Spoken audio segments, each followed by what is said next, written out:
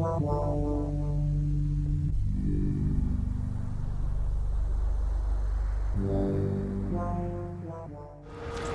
here we are in a boat, on the Serpentine in London. It's freezing cold. We've got Paul Goodison here to the right, and Nick Dempsey here to the left. Paul, obviously the current Olympic, world and European laser champion. Nick Dempsey, current world windsurfing champion, former Olympic bronze medalist. And you live pretty much together, don't you? Not quite this close, but yeah, we're not far off, just on the same road down in Weymouth. Now, just people who may not know this, Nick is married to Sarah Ayton. They have a little boy called Thomas. Your long-term girlfriend is Saskia Clark. Saskia is now sailing with Sarah. I mean, this is getting all rather incestuous. Yeah, it is, isn't it?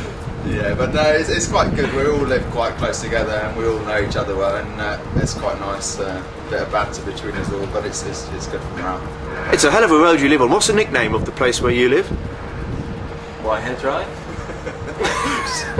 I'm not sure. I think they named it Olympians Corner or something along those. There's plenty of names flying about for it this morning, but yeah, we just like to think of it as at home, don't we? Home, yeah.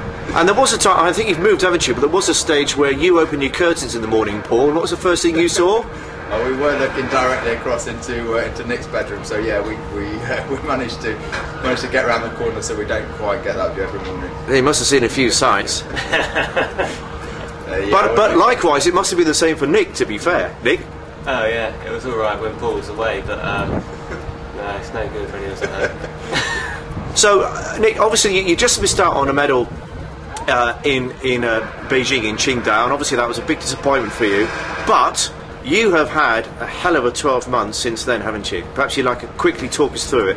Yeah, pretty depressed getting back from Beijing, but then, you know, we moved on. We got married, Sarah and I. Quite a big step to get over your depression over wife and kid, isn't it? Yeah, I know. Did it do the trick then? Yeah.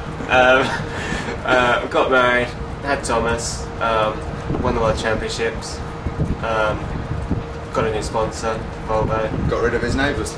And Sarah started sailing again. So it's all, you know, it's all full on, and life just doesn't seem to settle down at all. Just hectic.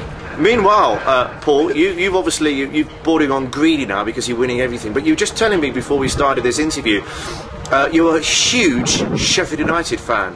And never mind your Olympic gold medal, never mind your world title, never mind the European Championships.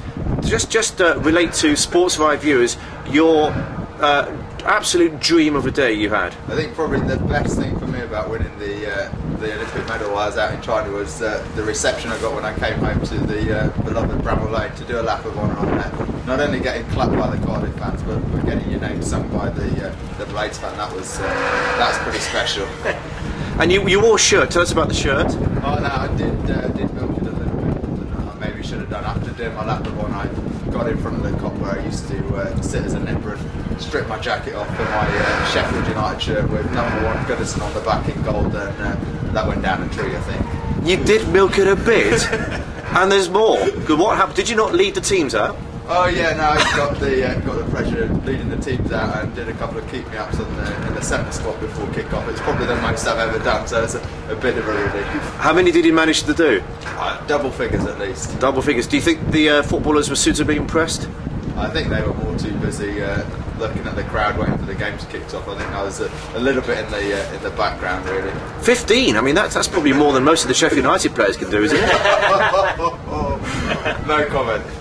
They're about to go up, aren't they? Oh, actually, maybe not. Yeah. I think Norwich are going up. We'll move on from that. I think Norwich are going up. Ah, here we go. But Norwich is your also a Norwich supporter. Yes, but where does she come from? Colchester. How does that work? Close enough. Well, I think she just liked the yellow shirts or something like that. Probably the same as Nick. Yeah.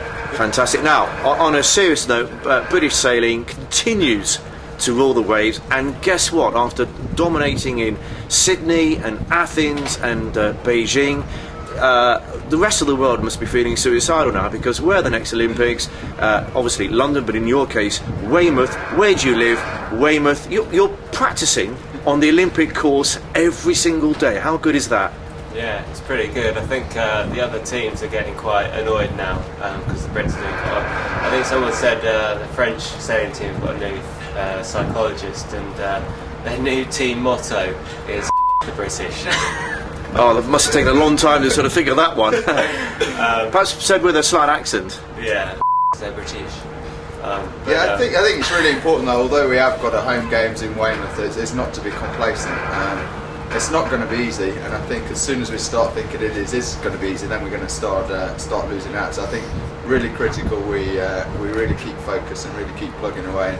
With the support of Volvo and the support of Scandia and from Team GBR, I think we're in the right position to go and get some more medals this time. Well, you get great support, obviously, in everything you do. But I mean, can you just imagine the crowds and the roar and the cheering in Weymouth if you guys pull it off? So have you seen how far out to sea we are? The only people watching. You've got to come back at some point, presumably. Seagulls. No, I think it's going to be fantastic. When we got home this time, we had a bus ride, open-top bus ride through town, and it was pretty special to see how many of the locals came out to support us, and almost what it felt for the town and the whole area. And if we can do that again, it'd be fantastic.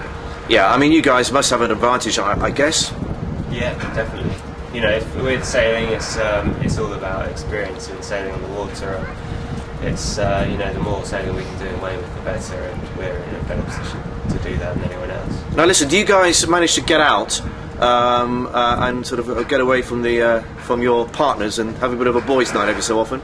No. I think I managed to get out a little bit more than Nick, but no, we get out quite a bit on our bikes together, but it's usually staring at each side's back ends, which is why I'm a bit worried about standing too close in case you get the wrong idea. But no, we get out cycling together with some of the other boys, and that's kind of how we escape from the women and leave them to it.